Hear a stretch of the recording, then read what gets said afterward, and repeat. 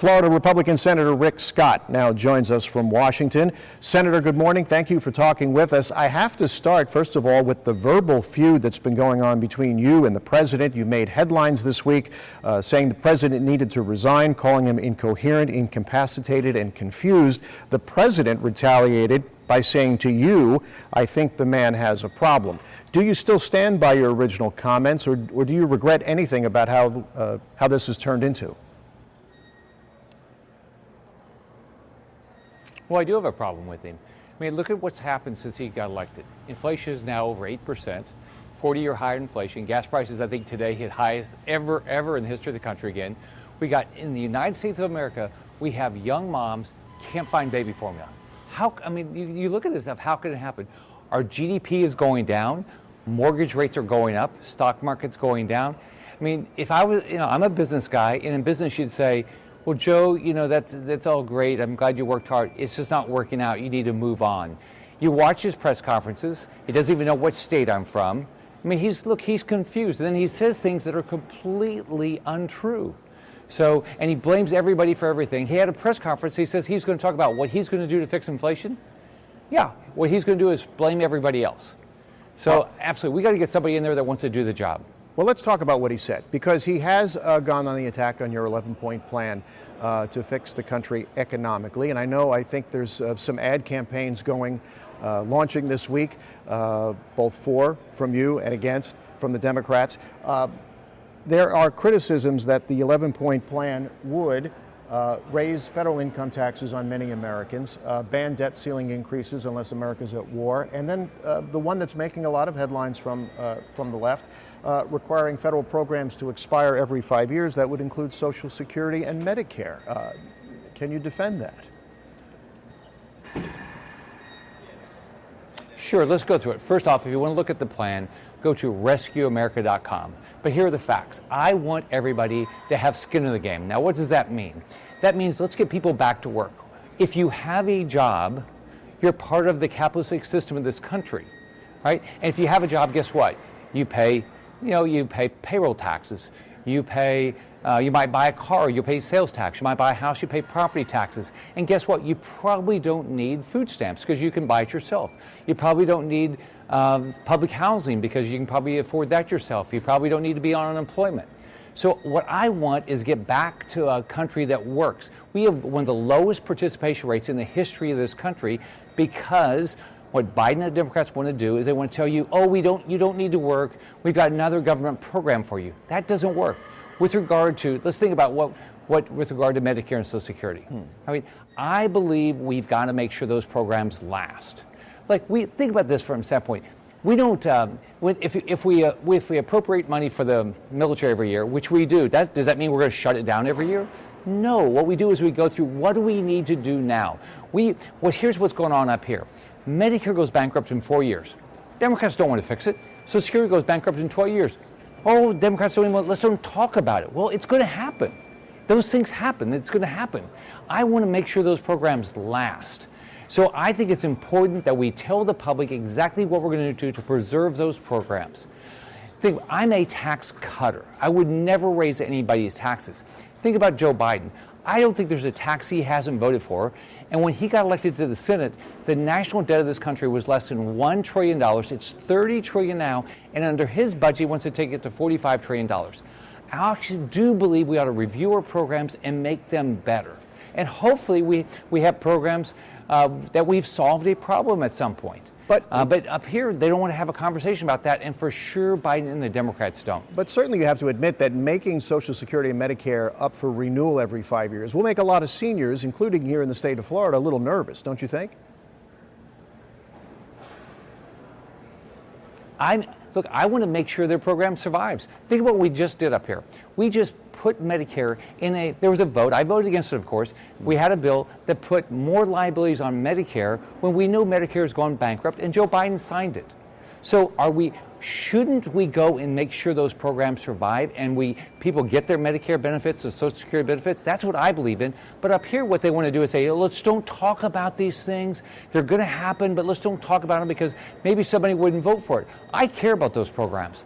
I'm going to do everything I can to support those programs and make sure people get the benefits they deserve. But up here, what they're doing is they're not talking about it. So I want to make sure we preserve the benefits we have in this country and take our national debt.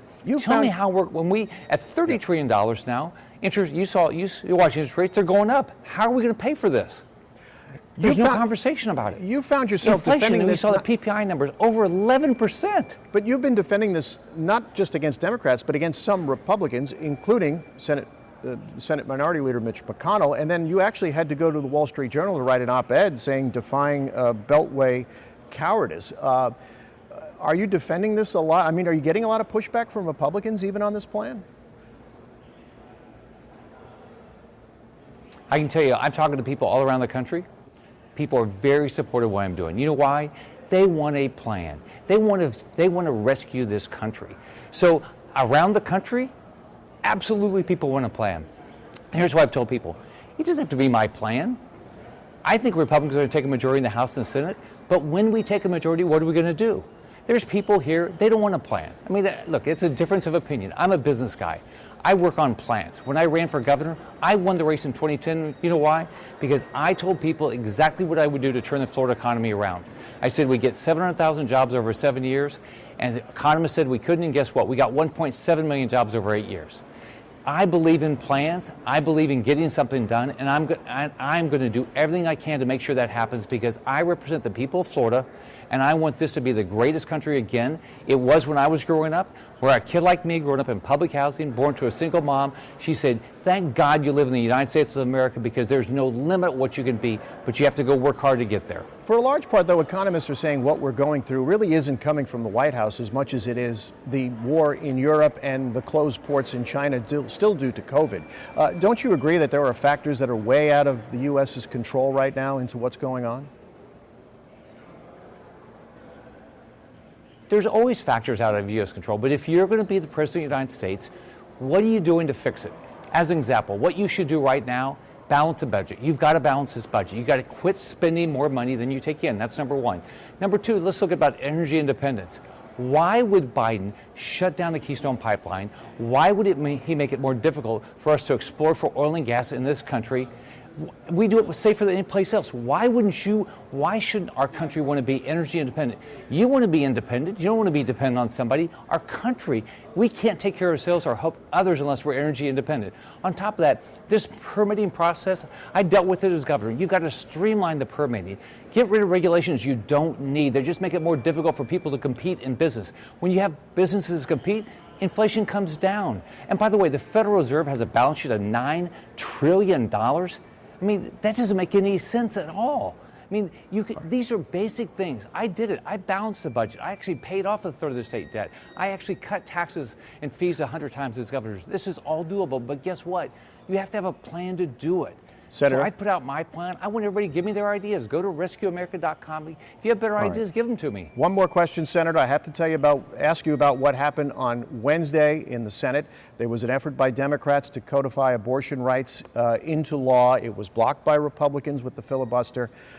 We do expect the Supreme Court to rule striking down Roe versus Wade. Do you think Republicans are done with this issue, or do you think if Republicans do gain control of the White House and even the legislature, there'll be more effort to even not allow the states to allow abortion in the future?